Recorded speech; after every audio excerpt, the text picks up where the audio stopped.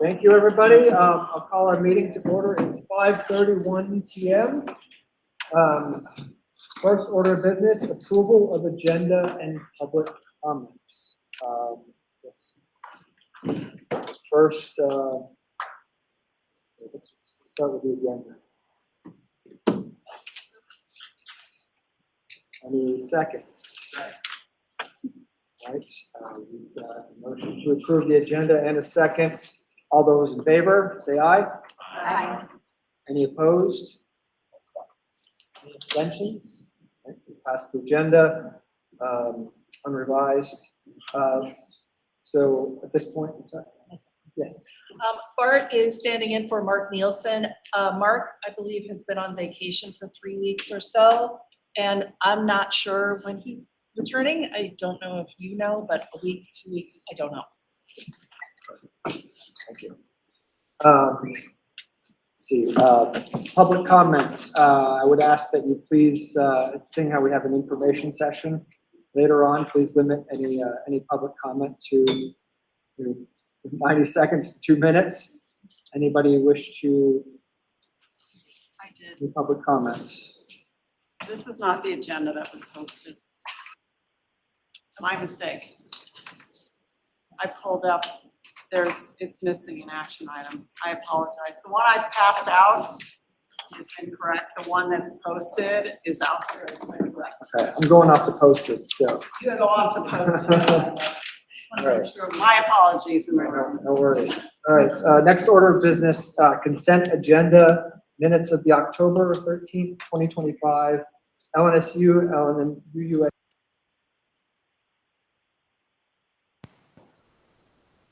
Safety committee meetings and personnel committee meeting on October 28th, 2025.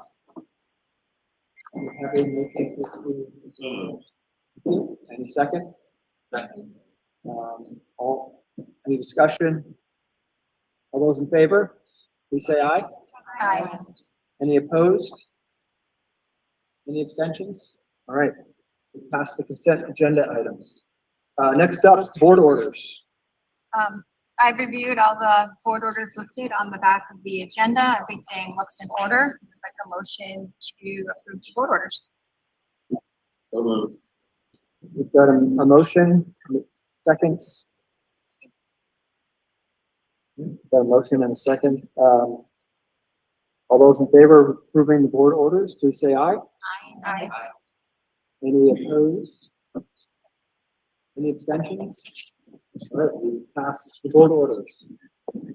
Next agenda item is the sale of second serving school nutrition program, discussion and possible action. Sorry. Oh, I'm on.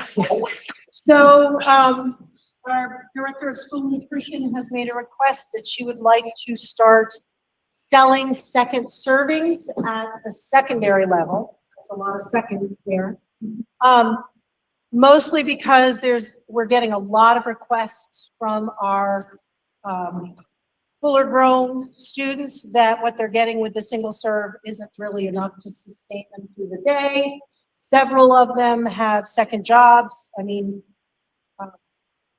the GMTCC students have some very physical jobs that they need. So she would like to start offering up second servings for sale a la carte, give them what they need. Pricing will stay within the USDA and school nutrition guidelines for second servings. I don't know that we really need action on this. She just wanted to let you know that we're going to try to pilot this and get it going and see what we've got. And see how it does. It estimates to bring in about 20,000, maybe a little more. If everyone eats, not everyone, sorry. If she has a certain percentage that from now to the end of the school year. And I think the information went out for the agenda. It's not a big amount of money. It's not going to make a huge difference, but it will help with the inflation that we're seeing on food costs overall. It may help to freeze. Further discussion or questions for Deb? Hearing none, we will move on to the next item. Request to release GMPC capital reserve funds to purchase vape detectors. Yeah, that's me. Hi, everyone. Over the last month, the high school has installed vape detectors across the high school, and it's going really well. One at some point, but and we have one in the tech center right now, and that's very recognizable that there's only one in the tech center right now, and we would like to purchase more to outfit the rest of our bathrooms to the same level of supervision and support for students that the school has. The high school did that through grant funds. Those funds are not available to the tech center, so I'm asking that we access the capital reserve fund up to $15,000 in order to do that. What I will say is that I have come to you in the past to access capital reserve funding for about a year and a half ago for an upfit of the restaurant in the culinary program. Since then, we have done most of that work through our local budget. We haven't had to access the capital reserve fund, so we really haven't touched those funds in a couple of years. It would be a good and quick way to get the same level of support across the school by accessing them.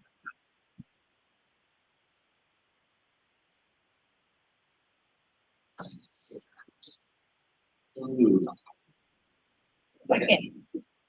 Have a motion and a second. All those in favor of releasing capital reserve funds to purchase vape detectors, please say aye. Aye. Any opposed? Any abstentions?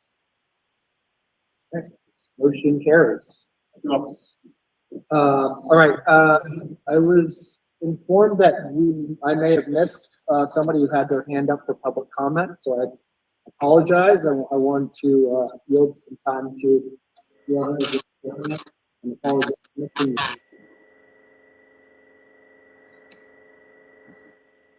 Krista?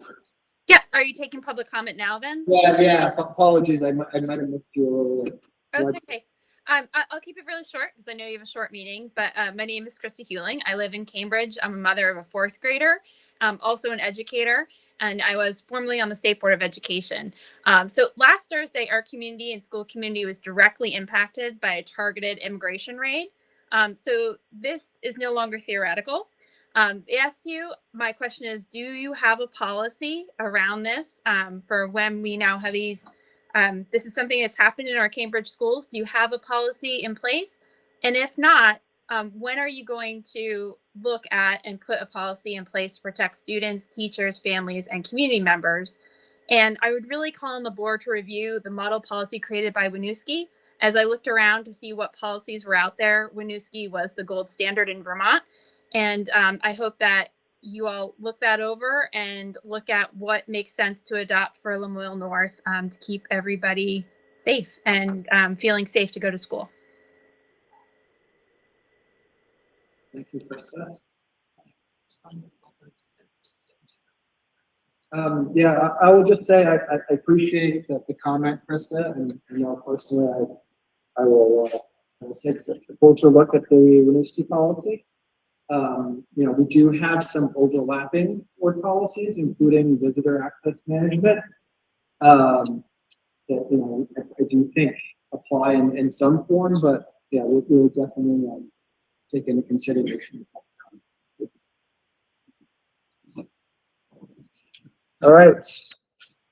Excuse me, is there time for another public comment? I apologize. I also missed the opportunity at the beginning. Yes, yes, but I guess, I don't know who's talking, so I guess please state your name. Sure. Apologies. It happened quickly, so I missed my time. My name is Julie Curtin. I'm also a resident of Cambridge and mother of a third grader. And I wanted to speak on behalf of myself and my husband, Michael Curtin, who is not present right now due to work obligations to the city of Burlington, where he's the chief of the city's fire department. I wanted to second some of Krista's concerns. We didn't feel as a family that the statement that was put out regarding the immigration raids that impacted our community was adequate. We've had several discussions since and concerns as to whether or not it's actually safe to send our child to school. We don't currently feel like it is. She is going, but the response left much to be desired and didn't really provide us with the assurances that the district has the ability and desire to keep all of our children safe in their respective places of learning. I also looked at WNUSD's policies, and I think there's a lot that could be drawn from that we currently don't have in anything that I've seen from our district to date. So I'd also call on this board to review the model policy created by WNUSD, hopefully to reflect thoughtfully and adopt some version of that that's more in step with our community and, as Chris said, protects our students, teachers, families, and community members. We have a long-standing history as a family of support and collaboration with local Vermont law enforcement. For us, public safety is personal, and we can say unequivocally that we do not believe immigration enforcement belongs anywhere near our schools or our children. And we would just call on you to look into that as well. Thank you. All right, moving on to the next agenda item, we have the budget process update. So just quickly, the Finance and Capital Committee has done their first preliminary meeting with the secondary level to see their preliminary budget results. Again, these are all preliminary. Tonight's meeting is all about helping inform that process and the community's desired investments, I guess, or priorities and investments. We meet again with the elementaries on next Monday and progress from there. You know, the schedule of Finance and Capital Committee meetings will flesh out as we get deeper in. We have not gotten the usual information from the state that we normally have by this time, although this afternoon we did get some preliminary special education revenue information that I haven't had a chance yet to analyze against what we've got for a preliminary budget. That came in this afternoon, but anything about taxes, tax calculation, the statewide adjustment on property values or any of that, the state has been very tight-lipped and are kind of sticking strictly to their timelines for statute. So that's pretty much all we have right now for budget, but the process has begun. It's going to be a fast few months now. Sorry, maybe I'm the only one excited. You were getting on the show. Mr. Bailey. All right, next item on the agenda, we have preview of community event and possible discussion. So we are opening the community event with the responses of the surveys that we sent out. We have a record 350 responses. We have never had that many. So people are caring loudly, which we appreciate. One of the priorities is very much tied to general events about safety and belonging and mental health supports, social emotional well-being supports in our communities. And I am going to make a statement about those supports and what we stand for as our non-negotiables.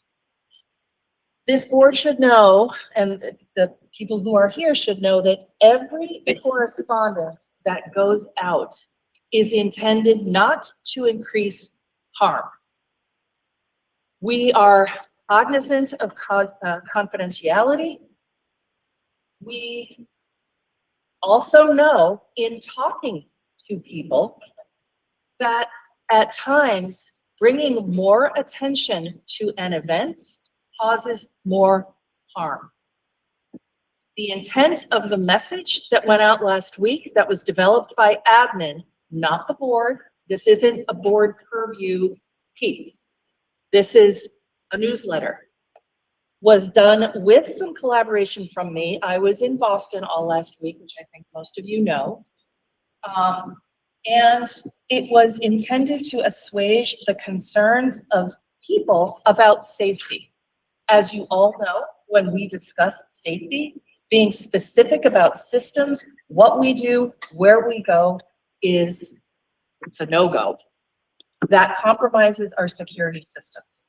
But to have more detailed discussions about what we do when there are events is absolutely a good idea. And in fact, Rainey has crafted one for the Cambridge community that will be followed by a district message about safety. That is not in my statement tonight.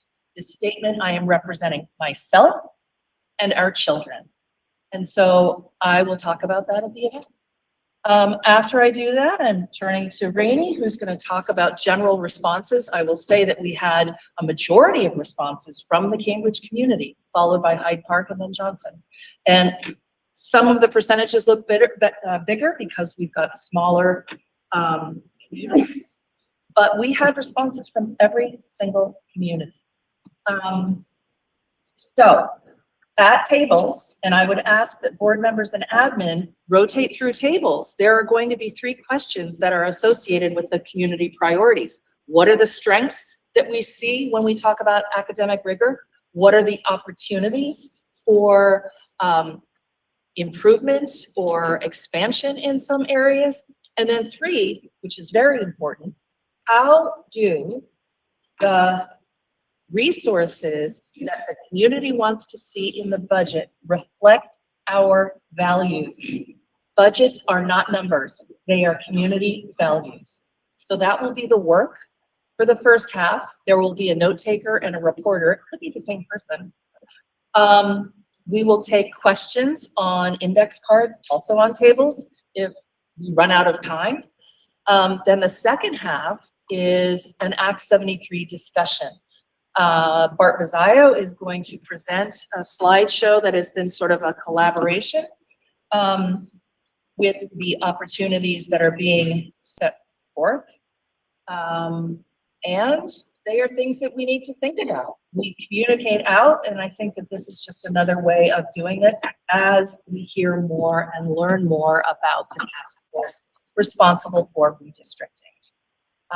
So Bart will do that as a board member and as our VSBA rep, Vermont School Board Association rep. And we also might hear from Kyle Noose, who's very involved in Rural Schools Community Alliance, and she should feel free to add anything that you'd like to add.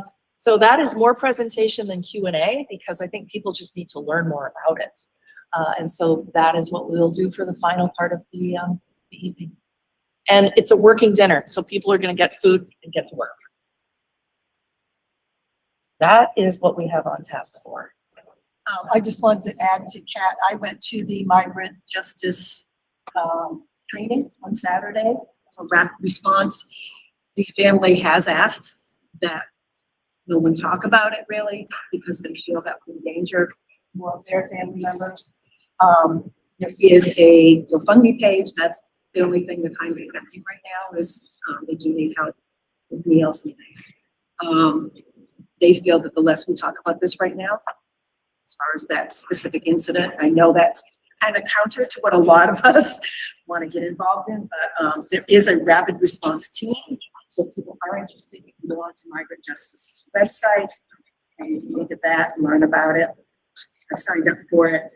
And basically that's, you would get a text saying this is happening. You go down and document it. You're not, you know, they're not going to get nice faces or anything like that. It's just to document. If they take people, we can follow them in our cars, things like that. But we do need to just, I know it's very upsetting to everyone, but we kind of just need to listen to Migrant Justice. They do this all the time.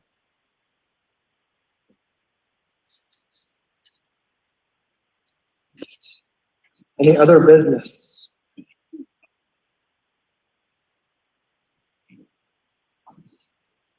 Looking for a motion to adjourn. Second. With that, all in favor of adjourning? Stick around and I'll talk to you.